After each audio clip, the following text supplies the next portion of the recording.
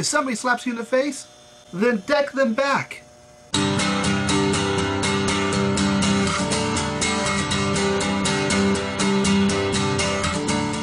Hi, this is Pastor Paul, your YouTube pastor. It's June 2010.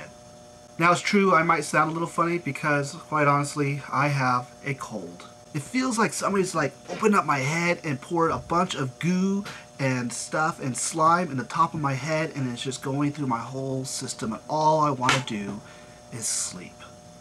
So other than feeling terrible, I'm great. How about you? I don't know if you've been watching the news lately, but BP had a major spill of oil. You know, it blew up one of their whole oil platforms. So tragically, this explosion killed 11 people, and it's just spilled oil everywhere. It's going all over Florida. It's going all into the marshlands on the beach. It's just terrible. And there's pictures of pelicans who are dying, and it's just been, as the CEO of BP put it, catastrophic. Which makes me happy that he understands that this is catastrophic. This is terrible. I'm not an environmentalist, but I am a conservationist, and I do think we should take care of the planet that God has entrusted to us. So now I'm happy to hear today that they've put some type of clamp on this oil spill, and it seems like they're slowly being able to resolve this major catastrophic event. But let's go ahead and put the news aside and let's talk about today's subject of forgiveness. Recently, a friend asked me, if somebody harms me and does something to my family, I don't know if I could forgive them and just let it go and act like nothing ever happened. Can you? Well, I think that's a misconception amongst Christians, is that we have to forgive people, which we should do, and then forget like it never ever happened. A friend of mine who went through seminary and I were discussing this about how in the Jewish tradition, when somebody harmed you, they owed you a debt. If they did something wrong to you, they owed you a debt.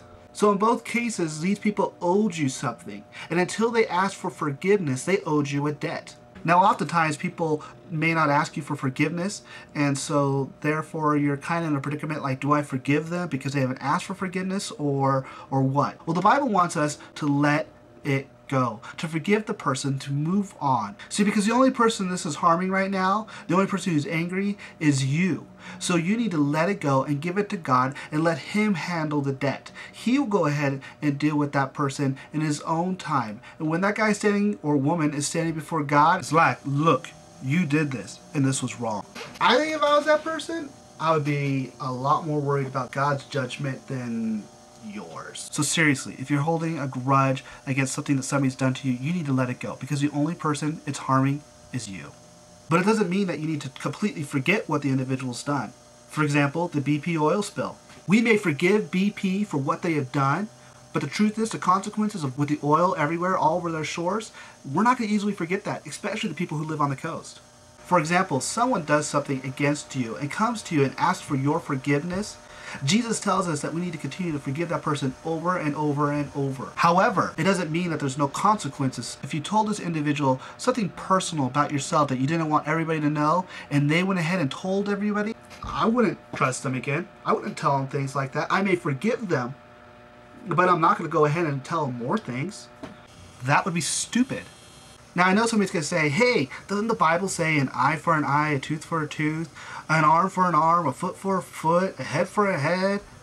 Well, no, it doesn't say anything about hand, foot, or head, but it does say something about an eye for an eye. Now, what that's referring to is actually social justice, not individual revenge. It means that when somebody commits a crime, the whole society is to come together and to come up with that person's punishment. It's not a license for revenge. So if somebody comes up and pokes out your eye, it's not your job to go out and go poke out their eye. Leave that to the courts. Kind of like BP and an oil spill. We'll forgive them for the oil spill, but I don't know if we'll ever trust them again with oil rigs out in the ocean. Would you let them have a contract to open up as many oil rigs as they want? I have an idea. Let's give all those contracts to Exxon. Okay, finally, one last thing. I know I didn't make a video the last couple of weeks, but one week I was hanging out with my daughter and spending time with her, and the next week I was working on building my new youbeginhere.com website. So go check it out. I'm Pastor Paul, your YouTube pastor.